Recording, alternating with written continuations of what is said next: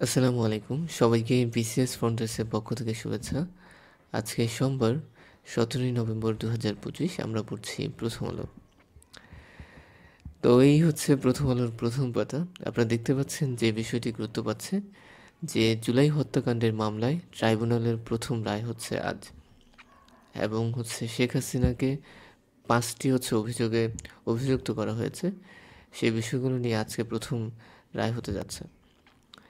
দেশে প্রজনন হঠাৎ বাড়ছে, তো প্রজনন হার অনেক কমিয়ে আমরা 2.17% করতে পেরেছিলাম, এবং রিসেন্টলি দেখা যাচ্ছে যে সেটি 2.4% হয়ে দাঁড়িয়েছে। তার মানে দেশে যে জনসংখ্যা বৃদ্ধির যে অনুপাত সেটি আবার বৃদ্ধিমান। তো এই ছিল প্রথম পাতার খবর। তো হ্যাঁ ভোটে আপনার মানুষকে উদ্বুদ্ধ করবে জামাত সহ আটদল। তো আমরা পত্রিকার অন্যান্য শিরোনামগুলোর দিকে একটু নজর দেব। আপনারা দেখতে পাচ্ছেন যে সুষ্ঠু নির্বাচন অনুষ্ঠানে সবার সহযোগিতা চাইল ইসি মানে ইলেকশন কমিশন।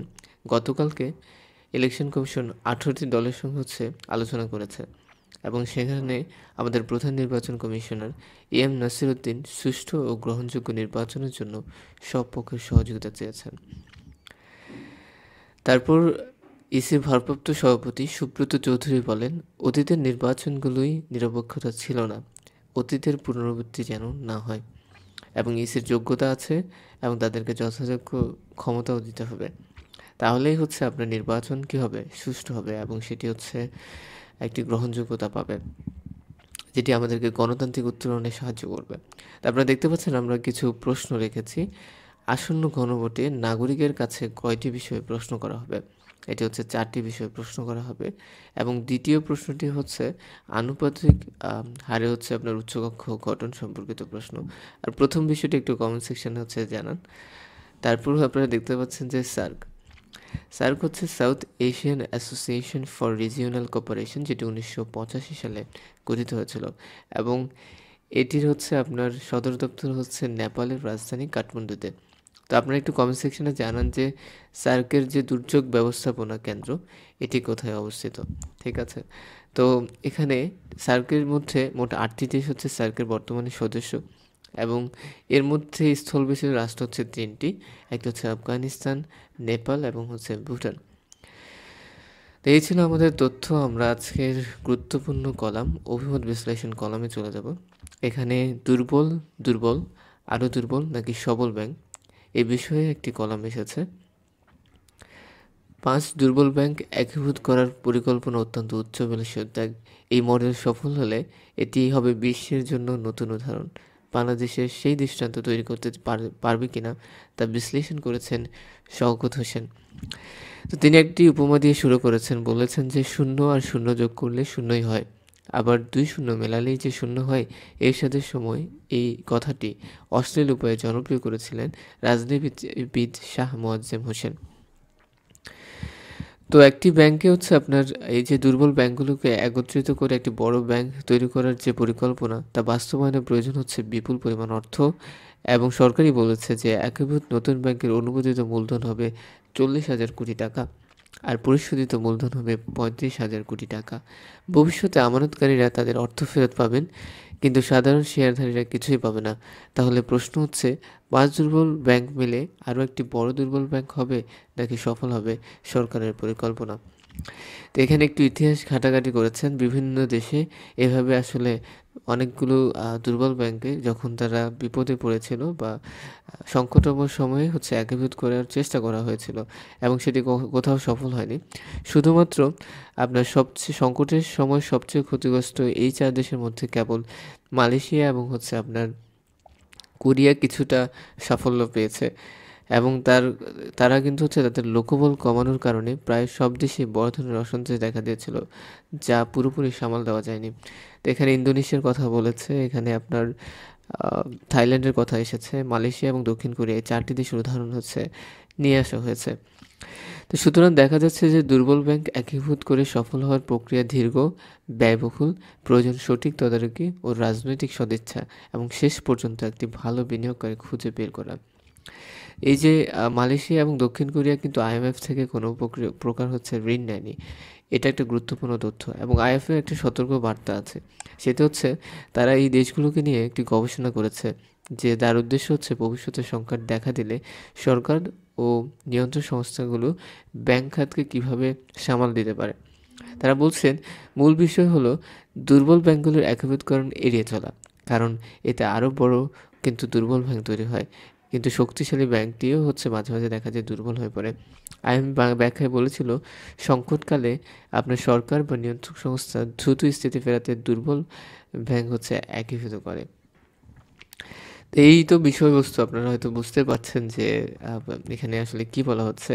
তো আমাদের দেশে আসলে শুধুমাত্র যে অর্থনৈতিক ব্যবস্থার সাথে রাজনীতিটা অনেক ভালোভাবে হচ্ছে সম্পর্কিত।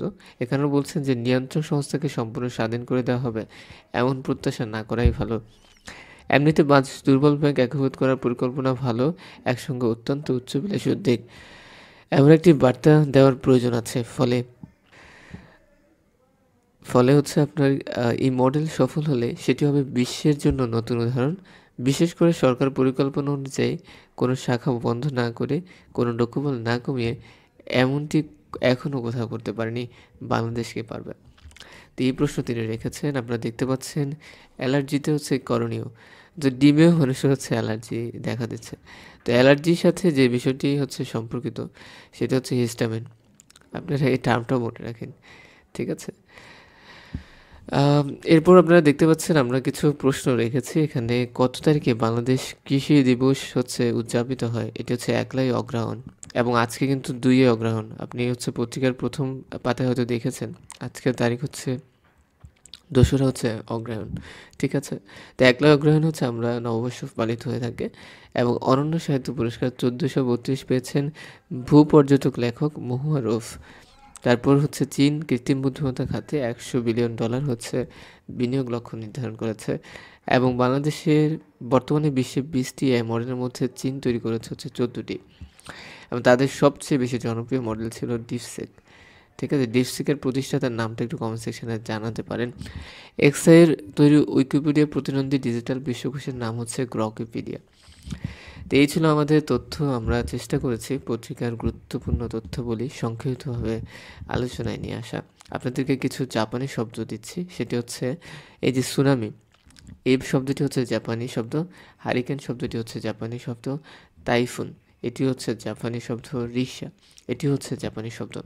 তাছাড়া জুডো এটিও জাপানি শব্দ। হারিকিরি এটিও জাপানি শব্দ এবং হাসনা হেনা এই শব্দগুলো জাপানি শব্দ, খুব ভালোভাবে মনে রাখার চেষ্টা করবেন। মাঝে মাঝে তুর্কি এবং জাপানি শব্দগুলো থেকে পরীক্ষায় প্রশ্ন আসে। তো আমরা আমাদের আজকের মতামত বিশ্লেষণ কলামে চলে যাচ্ছি। আপনারা দেখতে পাচ্ছেন যে একটি মত এসেছে, জাতীয় নির্বাচন ও গণভোট দলগুলোর মূল লক্ষ্য হচ্ছে নির্বাচন। তো বিষয় হচ্ছে এখন রাজনৈতিক দলগুলোকে গণতান্ত্রিক উত্তরণে বাংলাদেশকে নিয়ে যেতে হলে অবশ্যই হচ্ছে গণতান্ত্রিক ধারায় ফিরে আসতে হবে এবং সেটি যদি যত তাড়াতাড়ি করা যাবে ততইটাই হচ্ছে আমাদের দেশের জন্য ভালো হবে বিষয়টা। এই জন্য বলছে যে দলগুলোর মূল লক্ষ্য হতে হবে এখন নির্বাচন, অন্য কিছু আলোচনায় না থাকলেই ভালো। তো আজকে মাওলানা ভাসানীর মৃত্যুবার্ষিকী। আনু মোহাম্মদ একটি কলাম লিখেছেন যে মাওলানা ভাসানীর খামোশ। তিনি একটা কথা বলছেন যে মাওলানা এবং ভাসানী কোনোটি কিন্তু তার নাম নয়। যাকে আমরা চিনি সেই ব্যক্তির প্রকৃত নাম তা নয়, তার আসল নাম এই দুই শব্দের কোনোটিই ছিল না। মাওলানা ও ভাসানী এই দুটি শব্দ পরবর্তী সময়ে তার অর্জিত পদবি বা বিশেষণ। মাওলানা তার ধর্মবিশ্বাস আর চর্চার পরিচয়, আর ভাসানী তার সংগ্রাম ও বিদ্রোহ স্মারক। তার জীবন তৎপরতা এমনভাবে দাঁড়িয়েছিল যাতে পদবি ও বিশেষণের আড়ালে তার আসল নামই হারিয়ে গেছে এবং তার আসল নাম হচ্ছে আব্দুল হামিদ খান। আপনার নামটা মনে রাখতে পারেন। গুরুত্বপূর্ণ একজন ব্যক্তিত্ব বাংলাদেশের রাজনীতিতে। তো মানুষ তার কাছে ভরসা চাইতেন আর বলতেন তাদের অবর্ণনীয় অন্যায় ও অবিচার ভরা জীবনের কথা। এক্ষেত্রে ভাসানীর অবস্থান ছিল এই যে এই নরকীয় অবস্থা নিয়তি নয়, এটি সৃষ্টিকর্তা প্রদত্ত বিধান নয়, আর সর্বোপরি মানুষ ঐক্যবদ্ধ হলে এই অবস্থা পরিবর্তন করা যায়। এই ভিন্ন অবস্থানের কারণে যিনি জীবনের তরুণকাল থেকেই অন্যায়ের বিরুদ্ধে বিদ্রোহী অবস্থান নিয়েছিলেন এবং অন্যায়ের বিরুদ্ধে বিদ্রোহ ন্যায়সঙ্গত, এটি তার জীবনের আরেক নাম হয়ে দাঁড়িয়েছিল। সুতরাং অন্যায়ের অবিচার দুঃখ দুর্দশা থেকে মানুষের মুক্তির জন্য দোয়া দরুদ নয়, দরকার সমবেষ্টিত লড়াই রাস্তা তৈরি। এই উপলব্ধি মাওলানাকে একসঙ্গে সক্ষম করেছিল সংগ্রামের প্রতীক ভাসানী হয়ে উঠতে। আর আগ্রাসনের সামনে লাখো মানুষের স্বর নিজের কণ্ঠে ধারণ করে পাল্টা ক্ষমতার প্রবল শক্তিতে রুখে দাঁড়াতেন।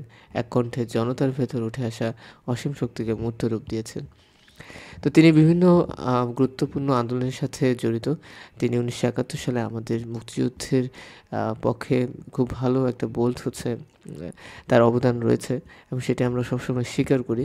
বাংলাদেশের মানুষ যখন সাম্রাজ্যবাদ ও দেশি বিদেশি শাসক শ্রেণীর নানামুখী আগ্রাসনে বিপর্যস্ত হয়েছিল, বিভিন্ন লুটেরা গোষ্ঠীর দখল, লুণ্ঠন, জোর জবরদস্তিতে দিশেহারা, তখনই রাজনীতি সম্প্রসারণে নিপীড়িত মানুষের ধর্মের মুক্তির ভাষা নিয়ে, মাননা ভাষা নিয়ে দেশি বিদেশি দানবের বিরুদ্ধে বিশ্ব মানবের প্রবল আওয়াজ হয়ে বারবার হাজির হন খামোশ। এই কলাম। তো তার বিষয়ে লিখেছেন আনু মোহাম্মদ, খুবই ভালো লেগেছে। অর্থনীতি ক্যাশলেস ডিজিটাল লেনদেনের নতুন সম্ভাবনা। তো বাংলাদেশ ব্যাংক ডিজিটাল আর্থিক সেবা গত এক দশকে অনেক অগ্রগতি অর্জন করেছে এবং এর মূল চাকরির শক্তি মোবাইল ফিনান্সিয়াল সার্ভিস। এই সংক্ষিপ্তটা মনে রাখতে পারেন। এবং বাংলাদেশ ব্যাংকের ক্যাশলেস লেনদেনের উদ্যোগ দেশের নগদ নির্ভরতা কমিয়ে আর্থিক অন্তর্ভুক্তিকে শক্তিশালী করবে। পাশাপাশি ক্ষুদ্র ব্যবসায়ী ও উদ্যোক্তাদের আনুষ্ঠানিক আর্থিক ব্যবস্থার সঙ্গে যুক্ত করবে।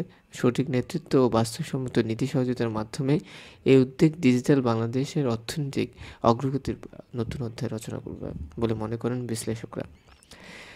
তো ইরান বনাম পশ্চিমা বিশ্ব সভ্যতার ভণ্ডামির পাঠ। এই বিষয়ে যে বিষয়টা আসছে যে ইরান কেবল একটি রাষ্ট্র নয়, বরং এটি একটি গোটা সভ্যতা। প্রাচীন ও আত্মীয়স্বজন এই সভ্যতা গড়ে উঠেছে শত বছর ধরে দর্শন, শিল্প ও আধ্যাত্মিক চর্চার মধ্য দিয়ে। এবং এটি কিন্তু এই সভ্যতার আপনার দৃষ্টিকোণ কিন্তু ইরানের রাজনৈতিক ও নৈতিক সিদ্ধান্তকে প্রভাবিত করে। ইরান পররাষ্ট্র নীতি বারবারই দাঁড়িয়েছে প্রতিরোধের নীতির ওপর।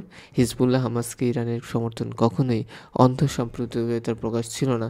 সেই সমর্থন মূলত এক আঞ্চলিক শক্তির বিরুদ্ধে, যারা আজও ফিলিস্তিন পিষ্ট করে চলছে গণহত্যার মতো নির্যাতনের মাধ্যমে। ওয়াশিংটনের নৈতিক চশমা দিয়ে ইরানের আন্তর্জাতিক সম্পর্কে বোঝা যায় না। পারস্যের উত্তরসূরি হিসেবে ইসলাম প্রজাতন্ত্র এমন একটি দৃষ্টিভঙ্গি ধারণ করে যেখানে সম্পর্কের ভিত্তি সততা আর শক্তি মানে সংযম, বরং আক্রমণ ও নিষেধাজ্ঞা বিশ্বের থেকে একঘরে হয়ে পড়ার অভিজ্ঞতা রয়েছে। তবে ইরান আত্মনিয়ন্ত্রণ ও সার্বভৌম সিদ্ধান্ত নেওয়ার অধিকার থেকে কখনো সরে দাঁড়ায়নি এবং এটি তাদের শক্তিশালী আপনার অবস্থানের একটি বিরল দৃষ্টান্ত। আপনারা দেখেছেন ইসরায়েলের সাথে ইরানের যে 12 দিনের যুদ্ধ হয়েছে, সেখানে ইরানের অবস্থান অনেক কিছু স্পষ্ট করেছে। তো পার্সোপোলিস থেকে তেহরান পর্যন্ত, কবি থেকে বিপ্লবী পর্যন্ত ইরান এমন এক ধারাবাহিকতা ধরে রেখেছে যা কোনো সাম্রাজ্যই মুছে দিতে পারেনি। ইরানের রাজনীতি বিতর্কিত হতে পারে, শাসন ব্যবস্থা অপূর্ণ হতে পারে, কিন্তু তার সভ্যতাগত মান অটুট। এবং এর বিপরীতে পশ্চিমার অস্ত্র চুক্তি, তেল, অর্থের বিনিময়ে বিসর্জন দিয়েছে নিজেদের নৈতিক দিশা। তো এই ছিল আমাদের আজকের অভিমত সম্পাদকীয় কলাম। আমরা চেষ্টা করেছি খুব সংক্ষিপ্তভাবে তুলে ধরতে। দেখেন আপনারা, এখানে একটা কলাম এসেছে, সেটি বাংলাদেশ ব্যবসায়ীদের সবচেয়ে বড় প্রতিষ্ঠান FBCCI, ঠিক আছে। এটার বর্তমান সভাপতি আব্দুল আওয়াল মিন্টু, সাবেক সভাপতি। তিনি বলছেন যে FBCCI যে উদ্দেশ্য নিয়ে প্রতিষ্ঠিত, সেই উদ্দেশ্য গত 1.5 বছরে কাজ করতে পারেনি। তবে বর্তমান যেভাবে চলছে এভাবে তার প্রাতিষ্ঠানিক মূল্য থাকবে না। তো আমরা আমাদের পত্রিকার প্রায় শেষ অংশে চলে এসেছি। আপনারা দেখতে পাচ্ছেন প্রভাবশালী শীর্ষ 20 নারীর 6 জনই ভারত ও হংকংয়ের। এখানে দেখতে পাচ্ছেন যে বিশ্বের প্রভাবশালী 20 শক্তিশালী নারীকে নিয়ে একটি প্রতিবেদন লিখেছেন ফোর্বস। প্রথম স্থানে আছেন ফিলিপাইনের মাইভন মোয়ারাগান গোভিও এবং দ্বিতীয় স্থানে আছেন মালয়েশিয়ার চারিনা চিয়া এবং তৃতীয় স্থানে আছেন দক্ষিণ কোরিয়ার চুই ইয়ং-কাং। প্রথম অবস্থানটা মনে রাখতে পারেন। এবং আপনারা দেখতে পাচ্ছেন যে জ্যানজি বিক্ষোভে উত্তাল মেক্সিকোতে রিসেন্টলি আপনার দুর্নীতির বিরুদ্ধে কথা বলা মেয়র কার্লোস মানুজাকে গুলি করে হত্যা করা হয়েছে। এই জন্য তরুণরা বিক্ষোভ করছে। তারা বলছেন প্রেসিডেন্টের ব্যর্থতার অভিযোগে মেক্সিকোতে এই বিক্ষোভ করছেন। দেখা যাবে যে এই বিক্ষোভের পর মেক্সিকোর প্রেসিডেন্ট হয়তো সরতে বাধ্য হবে, কারণ আপনারা দেখতে পাচ্ছেন জেনজি বিপ্লবটা পুরো পৃথিবীতে ছড়িয়ে যাচ্ছে। সর্বশেষ জেনজি বিপ্লব তাহলে কোথায়? মেক্সিকোতে। এই তথ্যটি মনে রাখবেন। ট্রাম্প ভেনেজুয়েলার সামরিক অভিযান নিয়ে মনস্থির করে ফেলেছেন। তো এই বিষয়টি নিয়ে অনেকগুলো কলাম পড়েছি এবং এই জিনিসটা আসলে কীভাবে রাজনীতির সাথে বিশ্ব রাজনীতির সাথে সম্পর্কিত এইসব বিষয়গুলো আমাদের আলোচনায় চলে আসে। ক্ষমতার উপর ট্রাম্প ও বনাম বিসিবির আইনি লড়াই। বিসিবির যে আপনার প্রধান সিইও তিনি কিন্তু পদত্যাগ করেছেন এবং বিসিবি আসলে আমার মনে হয় যে ক্ষমা চাওয়ার গতকালকে একটি কলাম পড়েছে, আপনারা পত্রিকাটি দেখতে পারেন। তো আজকের আলোচনাটা অনেক লম্বা হয়ে যাচ্ছে। তো এই ছিল আমাদের আজকের প্রথম আলো। সর্বশেষ একটা কথা বলতে চাই, যারা ভিডিওগুলো দেখেছেন শেষ পর্যন্ত তারা অবশ্যই একটি লাইক দিয়ে যাবেন। আসসালামু আলাইকুম, সবাই অনেক অনেক ভালো থাকবেন।